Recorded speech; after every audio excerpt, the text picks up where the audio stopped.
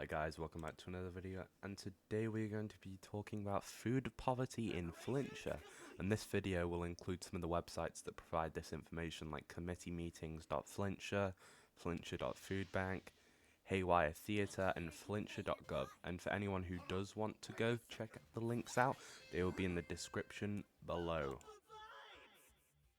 So the first website we are going to be talking about is committeemeetings.flintshire, which is a website that allows you to look at the food poverty updates that the Flintshire Council is making. The website is also frequently updated, so the information isn't old and the information is very reliable, seeing how it's created by the Flintshire Council. The report about what they have done to help includes things like they've made food banks to help stopping the food poverty. The Flintshire Council also talking about relaunching projects to help people with food in Flintshire. They also talk about things like providing food for high schools, since students would use their free lunch allowance on breakfast instead of spending it on the actual lunches.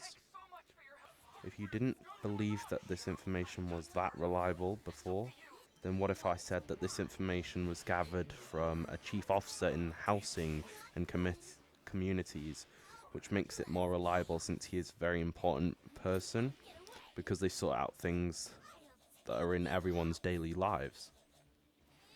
Seeing how the information is processed by professionals, it would mean that none of the information is biased. They post the information about the food poverty to give people updates, so it shows the community that the problems are being dealt with.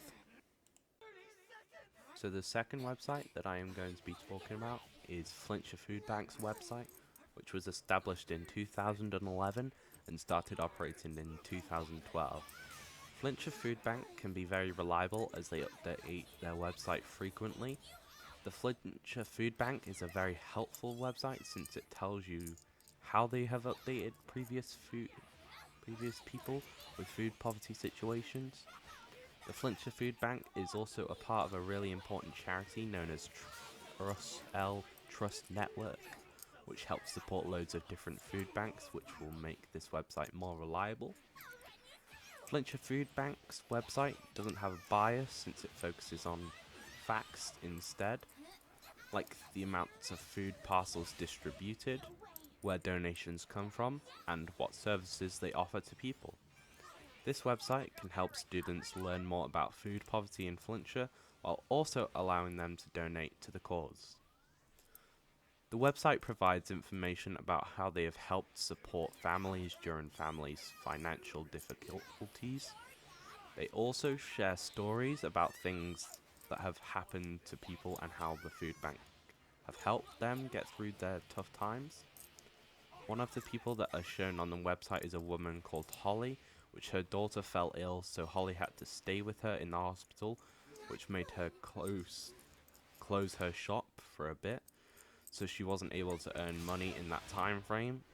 So they went to the food bank and they provided Holly and her daughter with loads of things that they would need.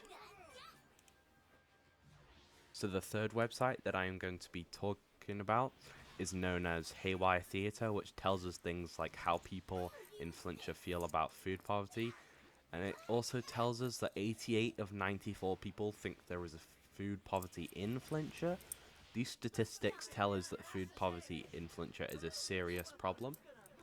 Having the public answer them is good since their influence can decide how much attention the issue will get. Haywire are helpful since they use surveys to find out what the people want, making them reliable since it's not their opinions, but it's the public's opinions. The blogs they post are easy to understand what they are saying. They don't provide things like graphs or data like official reports like some websites do, but it still gives a lot of evidence that people are talking about the food poverty in Flintshire. The author of the website is not named, which means there is less personal accountability for seeing how it's community organisation that focuses on social change, so there is no reason to not believe the data is reliable and collected from real responses. In terms of reliability, it may not be as reliable as something that came from the government, but it's still a trustworthy website for understanding local awareness. It's not written with any bias because it is only used to share information that encourages discussion and action, and uses the community's answers to do so. This supports the zero hunger goal by showing that local people can recognize the hunger as an issue that will need to be solved.